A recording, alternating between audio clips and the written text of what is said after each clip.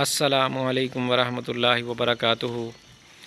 मैं कामरान अली अनमोल फ़ीड मिल रहीम यार ख़ान से आप सब दोस्तों से मुखातिब हूँ। माशाल्लाह से जी गुजरात शहर के लिए ये वंडा लोड हो रहा है।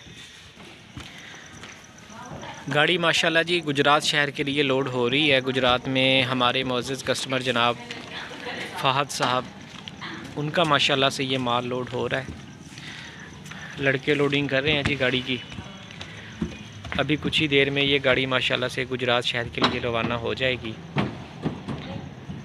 हमारे यहाँ इधर फ़ीड मिल में अल्हम्दुलिल्लाह से जी 8 इक़साम की फ़ीड तैयार की जाती है। Milking plus feed, milking super plus feed, कुर्बानी feed, fattening feed, grower feed, calf starter feed और बकरा फ़ीड।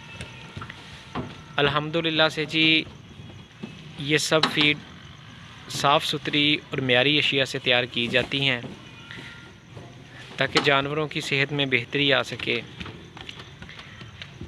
हमारा नारा जी किसान की तरक्की पाकिस्तान की तरक्की है। दुआ करता हूँ जी अल्लाह पाक सब दोस्तों के कारोबार में मालो जान में खैर बरकत अता फ़रमाए। दुआओं में याद रखिएगा जी। अल्लाह हाफ़िज़।